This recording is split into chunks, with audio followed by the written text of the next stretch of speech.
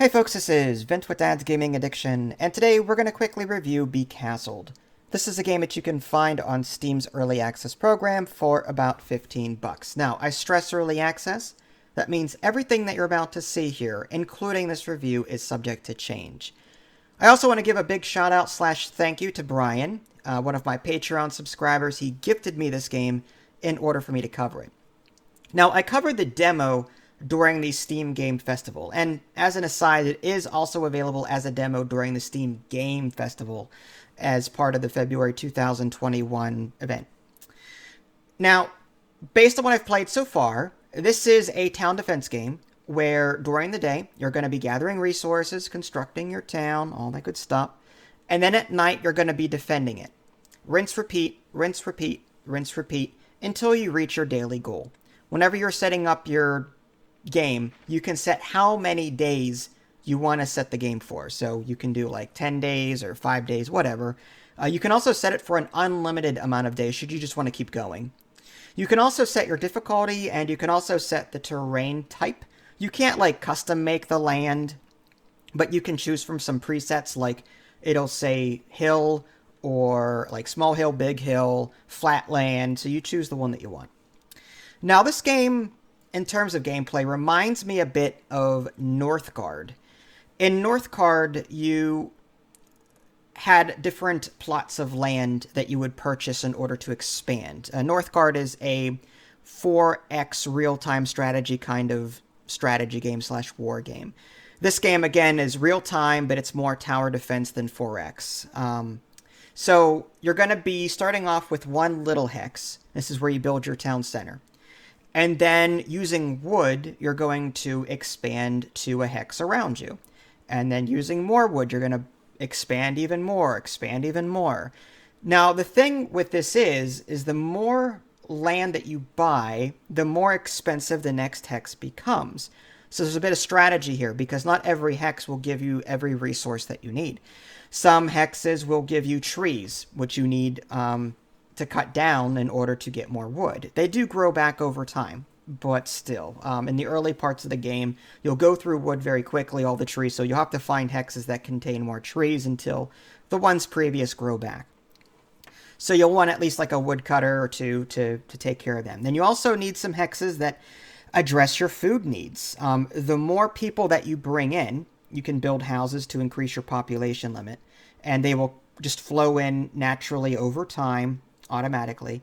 But in order to feed everyone that keeps coming in, you're going to have to find hexes that have food sources. There might be a pond on one hex that allows you to put down a fishing hut. There might be flowers on another hex that you can put down a field so that you can grow wheat or what have you. So you're going to be on the lookout for those hexes. There's hexes for hunting and hexes for farms and, the other things like that. And then there are hexes that they look like gold mines. I believe it's called like sunstone or something like that. That's like your primary currency in this game. So you're going to be using sunstone in order to, either recruit troops or do other things like trade. So like I said, you're going to be expanding your land via wood. And again, the more you expand, the more expensive that purchase becomes.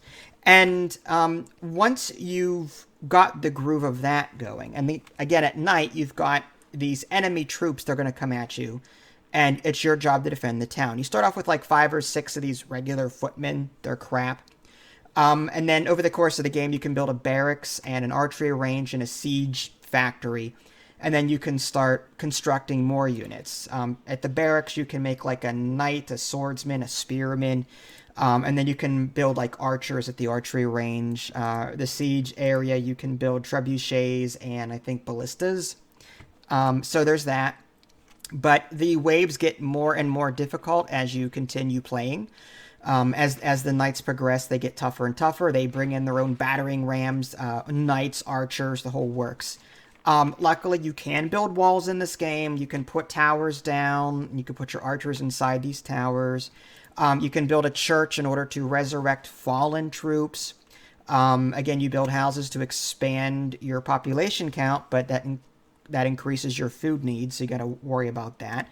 In terms of money, you can build like a treasury in order to tax people, but there is happiness in this game too, The lower your happiness, the slower the income of people, assuming that you've got enough room for them. Again, like in Northgard, Northgard has that same population / happiness link, where if your people are unhappy, then people don't trickle in as nice.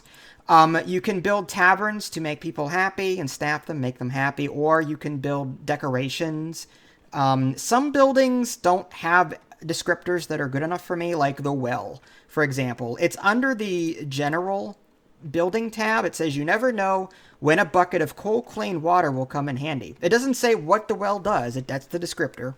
So I don't know if it's a decoration or it makes people happy or what. There's a separate tab for decorations and the well is not on it. So I have no idea. So, I think some of the descriptors of this could be a bit better. But anyway, getting back to the general flow of the game. I've played it for about an hour and a half, 2 hours, something like that, and I'm on day 10. I've got wood walls surrounding everything. The wood walls placement and your stone walls placement are very easy. It just automatically builds these walls on the outside of the hex of your choice. You do have to be careful, though, on what direction you put it in. Luckily, if you build it the wrong way, there is a button that says make double wall or change wall side. You can also quickly click the upgrade button on the wall. You can also, speaking of upgrades, upgrade your structures as well. Like the farm, for example, starts off with 2 worker slots, but you can upgrade it with stone, which is another resource, to give you more worker slots. So there's that. You can upgrade the number of worker slots in just about anything. So if you're having trouble expanding, you can upgrade the existing buildings you have and just simply assign your excess workforce there. Not so noticeable is a button on the bottom left that says like 8 or 9 or 7 people. I believe that's your idle workers, but one of the things that I don't like about the game, and this is, I think, buggy, is the assign workers button on the upper left-hand corner of the screen. Whenever you have that out, it will not all the time drag down. Like there's a filter, building filter, and you can switch between various categories, but sometimes the game won't let me drag all the way down, or if it does, it will automatically snap back up to the top of the menu again. If I click on an empty worker slot, sometimes it just won't fill. So on occasion, this assign workers button just doesn't work, and that's buggy and needs to be fixed. The AI pathing in this game is a little questionable as well. Like trying to get my troops to go outside the walls in order to attack people, or my archers to get onto the wall on the back end of the wall to shoot from up from high above. Well, sometimes just their pathing is just all over the place. So that's a complaint. And sometimes when people die, your workers will just leave the building that they're assigned to and just become military. But if you have excess workforce, they do not automatically take their place, which is weird. So there's no autofill as far as I can tell. Like, I wish there was an autofill button where the game would automatically assign your excess workforce to empty structures that, could be filled. That way I don't have to keep checking my assign workers button, trying to navigate this stupid slider menu in order to figure out, I had 2 guys here, now there's only 1, now I need to fill it again. I wish there was a better way to assign workers and a more automated way to make sure everything was filled. But I did say this was early access, so, just take that with a grain of salt. This game has mixed reviews right now, and other people have reported other bugs that I haven't run into, but again, I've only played the one time. I do recommend it. For $15, you can get a lot of playtime out of this. Again, the graphics are pretty cute and charming.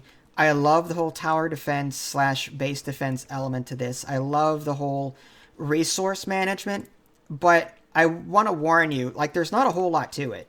When it comes to the different buildings that you can build or things that you can construct, there's I'm going to count them right now. There's 8 or 9 on the one menu, 8 on the other, about 10 or 8 on the other, and then, so you're looking at roughly 35 buildings, roughly, and that's it, including decorations, of which there's 8 or 9. So if you're looking for a game that has a ton of buildings and a ton of different units and so many different ways to play, no. This is more of a light town defense game. that's cute, charming, and yes, it has some pathing problems. Yes, there's an AI, there's some AI issues, and yes, the assign workers area section of your UI is just trash. That being said, it is early access, and at this point in time, I do recommend it. Hopefully, they fix all of the aforementioned problems because it could be something. It could be something really great if enough love and TLC is put into this. If you guys haven't already, subscribe to me on Twitch and YouTube. That way, you can stay up to date with any new content I'm going to publish. This is Vince. Thanks for watching, and I'll catch you next time.